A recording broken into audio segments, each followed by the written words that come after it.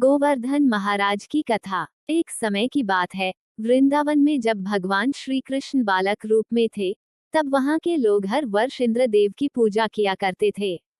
वे मानते थे कि इंद्र ही वर्षा करते हैं, जिससे खेतों में अनाज उगता है और सबका जीवन चलता है।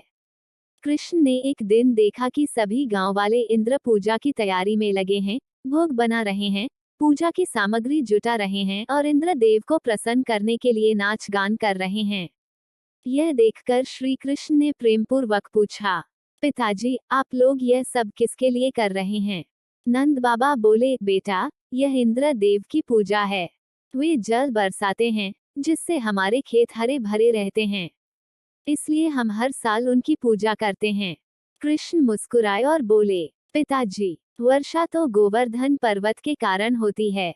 वही हमें घास, फल फूल और गायों के लिए चारा देता है।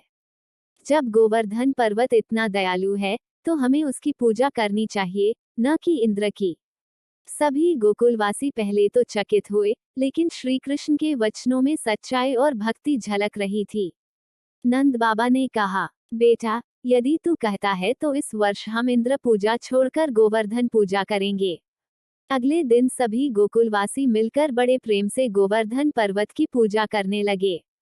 उन्होंने पर्वत के चारों ओर परिक्रमा की, विभिन्न प्रकार के पकवान बनाकर अर्पित किए और कहा, जय गोवर्धन महाराज की। जब इंद्र को यह समाचार मिला कि गोकुलवासियों ने उनकी पूजा छोड़ दी, तो वे क्रोधित हो उठे।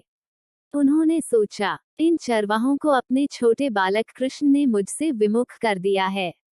अब मैं इन्हें अपने क्रोध से सबक सिखाऊंगा। इंद्र ने प्रचंड वर्षा शुरू कर दी। आकाश से गर्जन हुआ, बिजली चमकी और मूसलाधार पानी बरसने लगा। गोकुल में बाढ़ सी आ गई। गायें कांपने लगी, लोग भयभीत हो गए।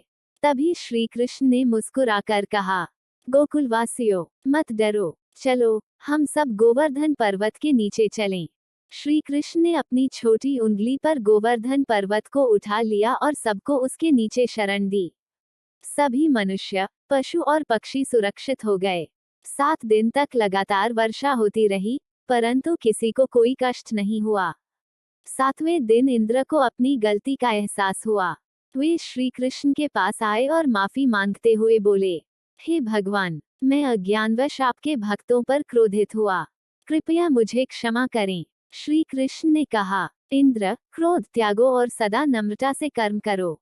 याद रखो, देवता का सबसे बड़ा धर्म है अपने भक्तों की रक्षा करना। तब से हर वर्ष कार्तिक मास की शुक्ल पक्ष की प्रतिपदा को गोवर्धन पूजा की जाती है।